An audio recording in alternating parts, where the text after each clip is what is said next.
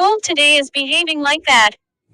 One rich uncle who listens to everyone, trusts no one, and still ends up richer by the end of the day, because while the global market is arguing, gold is quietly polishing its crown. In the USA, the market says everything is fine, inflation is cooling, rates are stable, and gold replies with a sarcastic smile saying fine things don't need this much explanation. Wall Street traders stare at charts like astrologers, reading horoscopes, predicting gold's future while gold itself says I don't care about your predictions, I care about your fear, and fear today is on discount but still selling fast.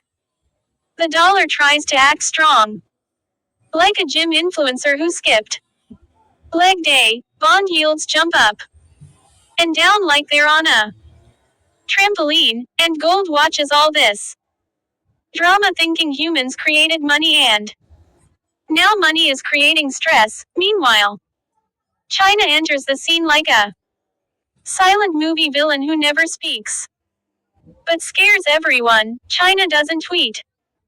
China doesn't shout. China just buys gold, and every time China buys, the global market pretends not to notice but secretly adjusts its tie.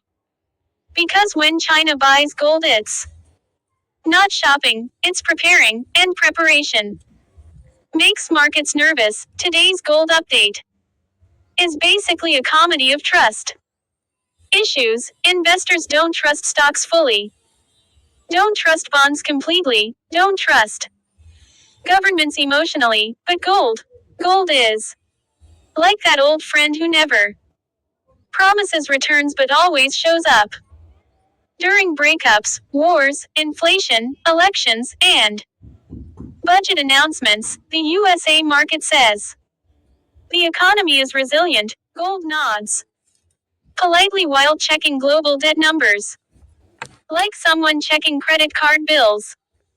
After saying, I'm financially stable, interest rates talk tough but gold knows.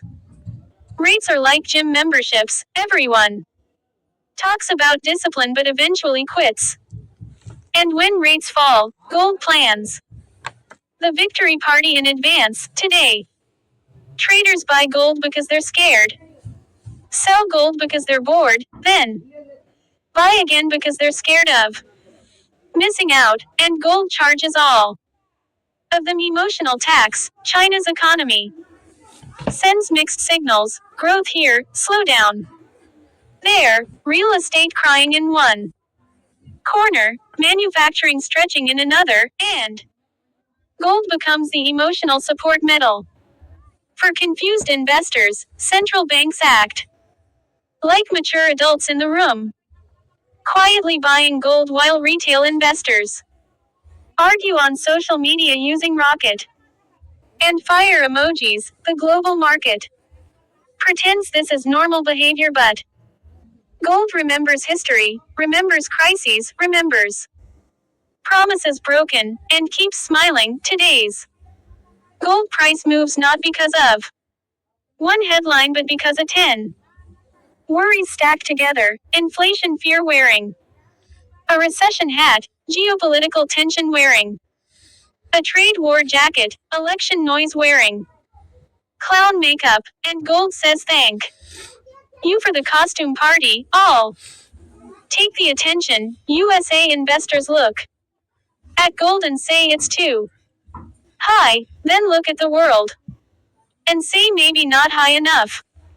China looks at gold and says long term, very long term, like grandparents buying land when everyone else is buying sneakers. The dollar flexes, gold flexes back, oil shouts, stocks dance, crypto screams, and gold just sits there like a monk counting patience instead of profits. Today's update proves gold doesn't run on logic alone, it runs on human anxiety, and business news is basically anxiety with better Fonts, when markets are confident gold becomes boring, and when markets are confused gold becomes attractive, which tells you a lot about today's global mood. The USA market is optimistic.